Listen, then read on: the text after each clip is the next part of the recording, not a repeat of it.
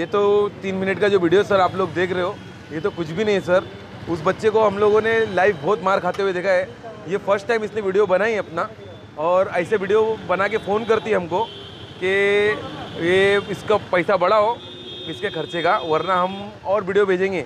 मेरा भाई है छोटा, इसका नाम फरहान है, ये 3 साल का है। चौथा साल इसको चालू है। इसको खर्चा ज़्यादा चाहिए। इसको बच्चे को हमेशा टॉर्चर करते रहने का, मेरे बाप से गाली गलौज में बात करते रहने का, अब्बू अगर कुछ बोले उसका गुस्सा ना बच्चे के ऊपर निकालने का। मेरा बच्चा अगर जिंदा हो तो ये आलम है, कल अगर मैं मर गया तो क्या होगा। फैयाज अहमद शब्बीर खान ये 52 साल का फिरियादी है। उसने हमारे पास कंप्लेंट दिया है कि उसकी सेकंड वाइफ जो है उसने उसके बच्चे को 3 साल का बच्चा है, तो वो 3 साल के बच्चे को मारपीट किया हुआ है। ये घटना 28/2/19 की दोपहर 4:30 बजे की है, लेकिन वीडियो आज वायरल हुआ है। उसके ऊपर से हमने जुवेनाइल जस्टिस एक्ट के तहत मामला दर्ज किया है।